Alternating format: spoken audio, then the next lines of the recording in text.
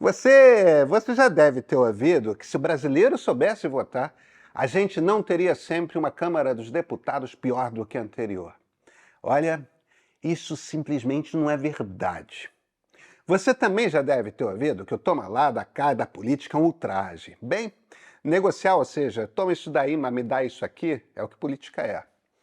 O governo Lula vai começar agora uma reforma ministerial. Talvez não doa tanto a entrada de um Celso Sabino no lugar de Daniela do Vaguinho no Ministério do Turismo, né? Centrão por centrão, dane-se. Lucena Santos, do PCdoB, pode perder a pasta da Ciência e Tecnologia.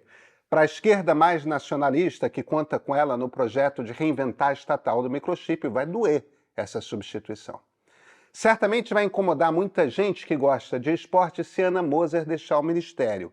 Foi uma jogadora excepcional, tem os valores no lugar e levantou muitas esperanças de que se mostraria uma boa gestora. Esportes são uma forma importante de engajar jovens, mantendo todos na escola. São também uma das formas mais importantes de soft power do Brasil. A camisa da seleção pode andar com má fama por aqui, mas ainda abre portas pelo mundo. O Brasil ganha boa fama. A pasta é importante, sabe? Sai Ana Moser e entra o deputado Silvio Costa Filho do Republicanos, o partido da Igreja Universal. Não tem como dar certo. Anda circulando por Brasília também a ideia de o senador petista Wellington Dias sair do desenvolvimento social. É o Ministério do Bolsa Família. Páreo duro, né? Será que o Lula vai entregar? Olha, Lula precisa fazer mudanças. Mais do que isso, é responsável que ele, como presidente, faça mudanças para trazer o centrão para dentro do governo. Eu sei. Tem dias que a turma da esquerda por aqui reclama que eu estou passando pano para a direita. E tem dias que a turma mais à direita diz que eu estou passando pano para o governo Lula. Faz parte do jogo, hoje é dia de ouvir que eu estou passando pano para o governo. Mas o problema é de ordem prática. O centrão controla o Congresso. Sem o poder de aprovar leis ou emendas constitucionais, o governo tem pouco espaço de manobra para governar. Se quiser ser eficaz com as suas prioridades, vai precisar lidar com o Congresso como o Congresso é. Isso inclui essa Câmara dos Deputados. Uma Câmara controlada pelo Centrão e comandada por Arthur Lira. Essa foi a Câmara que o Brasil elegeu democraticamente. E aí caímos novamente na maneira como o brasileiro vota. Ora, não será o problema que o brasileiro não sabe votar? Não é. Até dava para termos uma Câmara dos Deputados muito diferente. O problema é que isso ia exigir mudanças que muitos, inclusive na esquerda, não desejam fazer. Em essência, para entender o nó, a gente precisa conversar sobre o censo demográfico, sobre como o Brasil é, sobre como o Brasil funciona e sobre como escolhemos compor as regras eleitorais. Porque se temos um centrão, é fruto de tudo isso. Vamos conversar? Falta muito pouco para começarem os cursos do meio. No dia 24 de julho, e esse é um convite que eu faço aqui para vocês, eu vou dar aula inaugural ao vivo. O nome do meu curso é O Fim da Nova República e a aula vai ser às 8 da noite. Eu vou me concentrar no bolsonarismo. Para assistir a aula, ou você precisa se matricular no curso, ou então ser assinante premium do meio. Mas aí tem uma dica. Como os assinantes premium têm 20% de desconto em qualquer um dos cursos, quem fizer a assinatura anual e depois fizer o curso, só nesse desconto já leva a assinatura de graça. Então dá para fazer a assinatura, assistir a aula inaugural e só depois decidir se quer fazer o curso ou não. Assina o Meio Premium, se inscreve para receber o link da aula. Eu sou Pedro Doria, editor do Meio, e esse é o ponto de partida.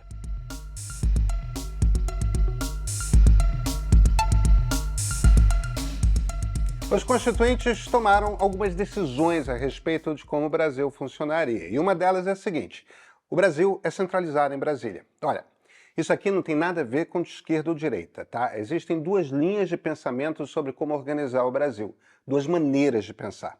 Uma parte do princípio de que sem um esforço imenso, concentrado e organizado, o país não vai para frente.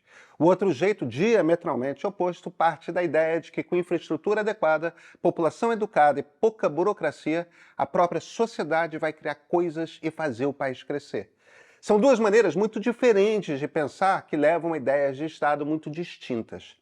Se você acredita que é preciso organizar os recursos, tem de ditar cada detalhe da política porque solta a sociedade não vai, você acredita em centralização e acredita em controle. O Brasil costuma ser pensado desse jeito. Se o Estado não organizar, não tem largada, não tem crescimento. E não pode ser o Estado na ponta, tem de ser o Estado central, tem de ser Brasília. O Brasil que a Constituição pensou vai bem por aí. A outra maneira seria tirar poder de Brasília e concentrar decisões nos estados e municípios. Seria também concentrar a arrecadação de recursos na ponta. O dinheiro nem passa pela capital, entra na prefeitura e lá fica. Muito da briga que teve na reforma tributária, por exemplo, foi justamente porque hoje o governo federal tem de redistribuir muito dos recursos que arrecada e os governadores e prefeitos ficam desesperados sempre que a regra muda. Eles dependem muito que o governo federal mande grana e todo mundo teme sair perdendo numa transformação desse porte. Olha, tem gente de direita e de esquerda nos dois grupos. O corte não é por aí. Dilma Rousseff, Ernesto Geisel, Juscelino Kubitschek, os três acreditavam em centralização. Percebe?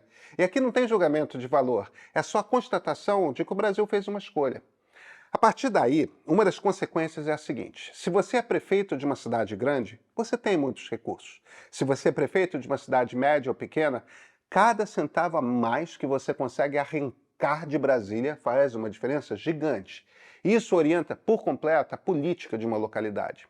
Numa cidade grande, por natureza, tem muita gente diferente, as populações são heterogêneas, a cultura é vasta e há recursos em volume arrecadados localmente pela prefeitura. O resultado é que muito da política se concentra em como lidar com as diferenças. O resultado é uma política mais ideológica. Você quer mais recursos para que grupos da sociedade? Que tipo de políticas públicas? Como lidar, por exemplo, com violência? Então, como escolhem os deputados esses eleitores de grandes cidades? Ideologicamente. Carla Zambelli ou Guilherme Boulos, Tabata Amaral ou Eduardo Bolsonaro. Todos tiveram votações imensas na cidade de São Paulo. São candidatos eleitos com votos principalmente ideológicos. E sua ação na Câmara é ideológica. É na defesa dos valores que os elegeram, dos valores que comovem os seus eleitores. Todos tiveram também imensas votações, todos com mais de 100 mil votos. Agora, e as cidades pequenas e médias? Suas populações tendem a ser mais uniformes, não tem tanta roupa diferente nas ruas, não tem tantos gostos musicais diferentes. Quanto menor a cidade, mais homogênea ela é. Ao mesmo tempo, por natureza da distribuição de recursos, o foco principal dos prefeitos é em trazer grana de Brasília. Quanto menor a cidade, mais diferença o dinheiro mandado pela capital faz. Agora, como é que você consegue chamar a atenção de um ministro se você é um prefeitinho? Você precisa de alguém para fazer esse serviço para você. É como se precisasse de um despachante. Esse despachante é o deputado federal, isto é, se você der a sorte de eleger um. Então, quando vem a eleição, os prefeitos das cidades médias e pequenas põem todo o seu esforço para eleger um deputado, um único nome. É outdoor para toda parte, é visita, aperto de mão que não acaba mais. Quando dá muito certo, esses deputados desses lugares têm lá 20 mil votos, 30 mil votos se for muito grande. Mas olha, as cidades grandes fragmentam os seus votos para deputados federais. Claro, tem aquela meia dúzia com mais de 100 mil votos. E aí tem uma legião com 5 mil, 10 mil, um ou outro com 20 mil. Só que para cada deputado com 20 mil, tem 30 outros com 10 mil. Enquanto isso, as cidades pequenas concentram seus votos em um ou dois, não mais. Eles não fragmentam. Resultado, cidades pequenas e médias têm muitos deputados com votações medianas. Cidades grandes têm menos deputados com votações medianas. Entra nesse jogo, então, o sistema eleitoral que nós escolhemos. As pessoas que acham que votam bem e que reclamam de quem votam mal, não entendem ainda que elas ajudam a eleger deputados do Centrão quase sempre. Porque o seu voto não vai para o seu deputado. O seu voto, o meu voto, o voto de todo mundo vai para o partido do deputado. Se São Paulo tem direito a 70 cadeiras na Câmara, e quando você soma todos os votos de todos os candidatos do MDB, o resultado é que foi 10% do total, então o MDB tem direito a eleger 7 deputados. Para isso, vale o puxador de votos, é aquele candidato que tem 100, 200 mil votos, porque aumenta a participação do partido no total de votos. Aí, se você tem direito a eleger 7 deputados, pega os 7 mais votados do MDB. Se o sétimo tem 5 mil votos, pronto, ele entra. Agora, se o PSOL teve direito a eleger 3 deputados e o quarto mais votado do PSOL teve 10 mil votos, esse candidato não entra, mesmo que o de 5 mil votos do MDB entre, percebe? Quanto menor o partido em quem você vota, mais as chances de eleger seu candidato. Quanto maior o partido em que você vota, maiores as chances de o seu voto eleger alguém com perfil de centrão. Sim, mesmo nos partidos de esquerda. Sabe por quê? Porque seu voto para o deputado que teve muitos votos ajuda a eleger outra pessoa em quem você não votou. Qual o resultado disso tudo? O resultado é que, embora os candidatos com mais votos sejam de grandes cidades, os candidatos de cidades pequenas e médias costumam estar mais presentes entre os de votação mediana. Então, mesmo que a maioria dos brasileiros morem em grandes centros urbanos, a maioria dos deputados são eleitos nos pequenos centros urbanos. E qual a principal missão desses parlamentares? Conseguir dinheiro para as suas cidades. É para isso que são eleitos. Vocês já devem, a essa altura, estar entendendo que uma série de escolhas que foram sendo feitas ao longo do tempo produzem uma Câmara dos Deputados que, com o passar dos anos, enche de parlamentares que têm por principal missão trazer recursos para os seus prefeitos. A gente chama isso de Centrão. E quando a gente diz que o governo liberou verbas para o Centrão, é dessa grana para prefeituras que nós estamos falando. Um dos motivos pelo qual chamamos esse grupo de Centrão, inclusive na grande imprensa, é que temos uma expectativa de que o Congresso vai ser um espaço para grandes debates, um espaço em que as nossas diferenças serão postas na mesa e discutidas a fundo. Ao invés disso, vemos cada vez mais um ambiente em que vota numa emenda X ou num projeto Y para muitos deputados é indiferente. Querem saber se vão ganhar recursos para suas cidades ou não. E sempre que o governo precisa muito aprovar uma coisa, bem, é a oportunidade para esse tipo de deputado e a luta. Pois é. Quem observou com grande atenção os resultados do Censo Demográfico que o IBGE anunciou no mês passado, viu que o Brasil está se mudando. O país está crescendo mais devagar, mesmo diminuindo nos grandes centros urbanos e crescendo mais rápido nas cidades médias e pequenas. Ou seja, a tendência é essa lógica se acirrar. Poderia ser diferente? Claro que poderia.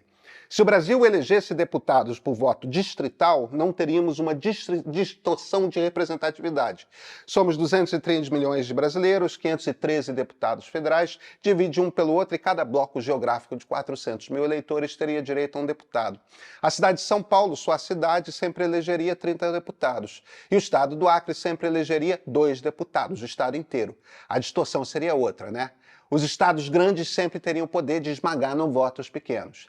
Dá para compensar, claro. Poderíamos dizer que todo estado precisa ter no mínimo isso e no máximo aquilo. Já tem uma regra assim, inclusive. Agora, tem gente que diz que se o voto fosse distrital, não teríamos tantos deputados mais ideológicos, de causas representativas, de classes específicas. Os deputados sempre seriam orientados por interesses locais. É verdade. Mas olha, a maioria já é orientada por interesse local de qualquer jeito. O fato é que qualquer mudança de regras vai ter 2 impactos.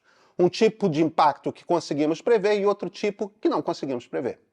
O ponto desse vídeo é o seguinte: a coisa fácil em política é encher o peito e dizer qualquer coisa moralista.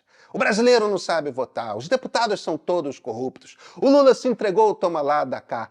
Nada disso bate com a realidade. Escolhas que fazemos levam a regras e regras levam a um desenho institucional e o desenho institucional gera um formato de organização do Estado. O nosso formato inclui o Centrão.